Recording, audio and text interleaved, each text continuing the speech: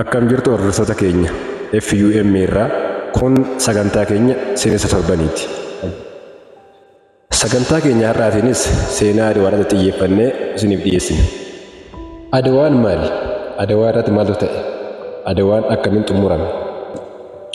Kanaaf gaaffilee kanaaf deebii ta'a jennee kan yaadnu sagantaa keenya har'aatiin isiniif dhiyeessina. Amma xumura qophii keenyatti nu waliin tura. Guraandhala 23 bara 1888 akka lakkoofsa Itoophiyaatti waraana Itoophiyaa fi Xaaliyaanota gidduutti gaggeeffame seenaa Itoophiyaa taateewwan gurguddoo jedhaman keessaa tokkodha.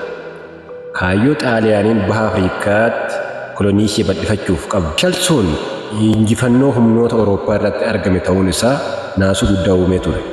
Waraana kanaaf sababa kan ture ammoo waliigaltee Wucaalee yoo ta'u keeyyata 17ffaa wanti afaan Amaaraan Itoophiyaan walitti dhufeenya Awurooppaa waliin gochuu feetu karaa Xaaliyaaniin gochuu dandeessi yoo jedhu kan afaan Xaaliyaaniin jiru garuu Itoophiyaan walitti dhufeenya Awurooppaa waliin gochuu feetu karaa Xaaliyaaniin gochuu qabdi jedhe ture. Bulchiinsa mootii Minilikis jalqaba keeyyata kanaa hin fudhannu jedhanii achis waliigalticha guutummaan kuffisan.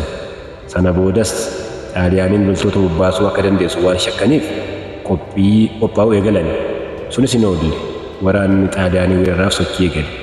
Uummattoonni Itoophiyaas waamicha Minilik isaaniif godhe dhaga'uun gara kaabaatti duulan. Loltoota fardeen 20,000 dabalatee namoota 100,000 haga 120 ta'an gara Adawaa yoo imalan ka'umsi isaanii Finfinnee ture. Daandii kiiloomeetira 1,000 olis miilaa fi beeyladootaan imaluu qabu ture. Erga achi gahanii boodas guyyaa mijataa eegaa turan. Guraandhala 23 bara 1988 humna Awurooppaa loltoota 17,000 ol hiirsise waliin falmate. Waraanni eegale guyyaa walakkaatti gootonni Itoophiyaa kallattii hundaan haleellaa raawwachuu isaaniitiin waraanni Xaaliyaanii wal ta'uun loluu dadhabe. Gama Xaaliyaaniin loltoonni 10,000 yoo ajjeefaman 10,000 ammoo meeshaalee waraana gurguddoo waliin booji'amaniiru. Waraana Xaaliyaanii kana kan dursaa turan keessaa Jeneraal Albertinoon yoo booji'amu Jeneraal Baaratarii miliqe. Jeneraalota 11 keessaa 9 Oromootadha. Jeneraalota waraanaa Adawaa gaggeessan 11 keessaa 9 Oromoo akka turan kan himan Profeesar Taaddasaa Jaallataa sabaa fi sablammoota dabalatee gahee Oromoon waraanicha gaggeessuun miseensota waraana lafoo fi fardeen Oromiyaa kallattii garaagaraa irraa hiriirsuun gumaacha daran guddaa jedhu hayyuun kun. Gaheen olaanaan Oromoon qabu garuu waggaa dheeraatiif akka hin barreeffamne kan himan Profeesar Taaddasaan seenaan waa'ee jeneraalota Oromoo tokkoyyuu jallatee barreeffamuu isaa dubbatu. Bakka itti dhalatanii fi saba keessa dhalatan yookaan eenyummaa isaanii jijjiiranii seenaa barreessuutu mul'ata jedhu. Seenaatu dhokate malee injifannoo Adawaa keessatti gumaacha olaanaa kan qabu Oromoo fi jeneraalota Oromoo turan.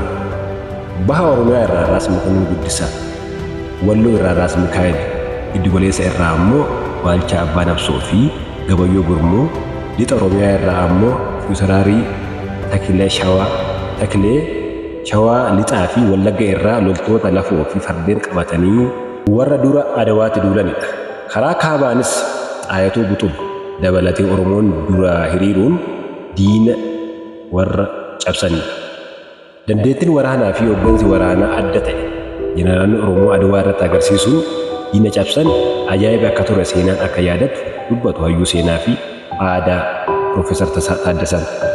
Dabalataan humni fardeen Oromoo waraana Adawaa irratti diina sodaachisuu fi cabsuu irratti mul'isanis kan raajeffatamu ture. Garuu gaheen kun uummata Oromoo biratti akka malutti hin duwwatamu kan jedhan Profeesar Taaddasaan seenaa dhugaa fi sirriin hin dhiyaatin ture ibsan. Adawaan seenaa gootummaa waggaa 128 dura akaakilee fi abaabileen keenya nutti agarsiisanidha kan jedhan hayyuun kun Adawaan erga tokkummaa nuuf dabarsuu kan dhaloonni irraa baratan qabu. Erga injifannoon Adawaa nuuf dabarsu keessaa tokko sabaa fi sablammoonni Itoophiyaa hundumtuu biyya kana keessatti bu'aa walqixa akka buusan ta'uu isaati. Sabdaneessummaa, addaneessummaa biyya kana keessatti hundee tokkummaa fi jabinaa akka ta'e nutti agarsiiseera. Kanaaf dhaloonni ammaa kana hubachuu qaba. Jeneraalota 11 lola Adawaa irratti hirmaatan. Fiitaraarii Daamtoo, Fiitaraarii Habte Gorgis Dinagdee, ልጅ ኢያሱ፣ ራስ መኮንን ወልዴ፣ ደጃዝማች ባልቻ ሳፎ፣ ፊታውራሪ ገበዮ ጉርሙ፣ ራስ አሉላ አባ ነጋ፣ ራስ ተክለ ሃይማኖት፣ ራስ መንገሻ ዮሐንስ፣